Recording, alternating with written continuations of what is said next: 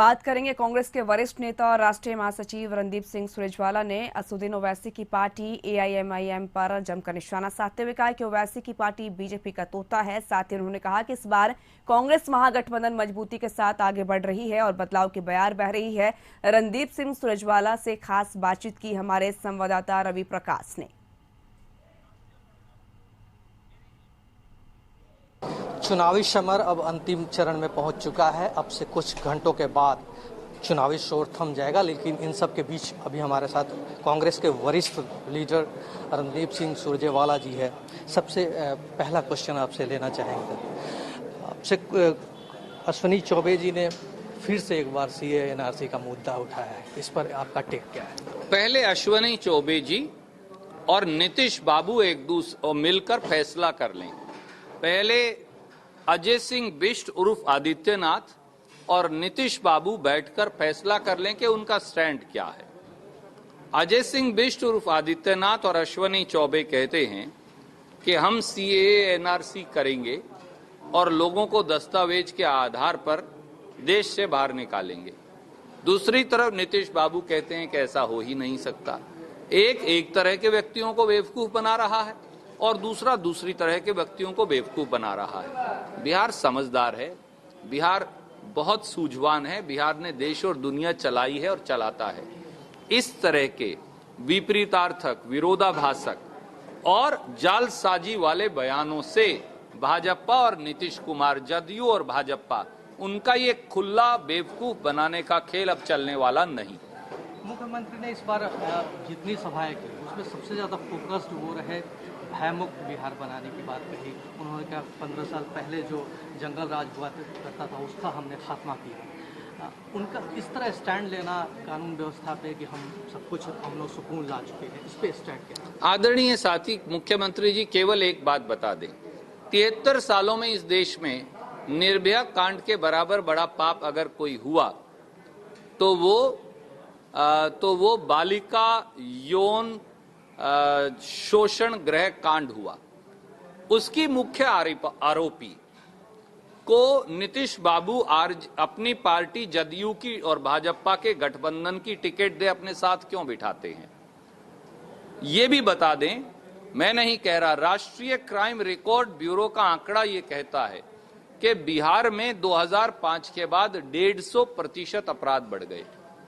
बच्चों का अपहरण 8,500% बढ़ गया। बेटियों का अपहरण जो है 174% बढ़ गया। बिहार में 42,000 से अधिक हत्याएं हो चुकी पिछले लगभग 15 साल में। सच्चाई ये है, और बिहार के चुनाव के बीचों बीच एक उम्मीदवार की हत्या हो गई। बिहार में आए दिन अखबार की सुर्खियां खोलिए, कशिश न्यूज को खोलिए, कहीं हत्या, कहीं बलात्कार, कहीं अपहरण, कहीं डकैती, यही खबरें हैं। सबसे ज्यादा अपराधी छवि के लोगों को भाजपा ने टिकट दी है, फिर जदयू ने दी है। तो ऐसे में वो लोग जो अपराधियों के साथ खड़े हैं और उन्हें प्रत्यक्ष या परोक्ष संरक्षण देते हैं, वो क्या बिहार में खाक भयमुक्त बिहार बनाएंगे? एक नई सरकार हम बनाएंगे, हमारे मुख्यमंत्री तेजस्वी यादव होंगे और वो गठबंधन जो है वो वाकई में चुन चुन कर बिहार से अपराध का खात्मा करेगा, ये हमारा वचन है। एक लास्ट क्वेश्चन सर, ओवैसी की पार्टी ने पिछली बार चुनाव में एक सीट जीतकर सीमांचल में अपनी मौजूदगी दर्शाई है। आप चूंकि कह रहे हैं कि ओवैसी की पार्टी बीजेपी की बी टीम है, क्या कांग्रेस को ऐसा लग रहा है कि आपके वोट में सेंधमारी ओवैसी की पार्टी कर रही है? देखिए, बिहार के लोग अब जाति और धर्म के बंधनों को तोड़ चुके। बिहार बेकरार है, बिहार में बदलाव की बयार है और जात और धर्म से ऊपर उठकर विकास और तरक्की, रोजगार और रोटी, बाढ़ प्रबंधन और फसल के दाम, मक्का और धान के दाम, ये बिहार के मुद्दे हैं। सच्चाई ये है कि ओवैसी भाजपाई तोते हैं जो वोट के ध्रुवीकरण के लिए मोदी जी अपने झोले से निकाल लेते हैं। जब जब मोदी जी पर संकट आता है तो ओवैसी वहां आ जाते हैं। नहीं तो आप बताइए, तेलंगाना में 119 विधानसभाओं में केवल 9 सीट लड़ने वाली ओवैसी जी की पार्टी बिहार में 24 सीट क्यों लड़ रही है? किसके इशारे पर लड़ रही है? किसकी मदद के लिए लड़ रही है?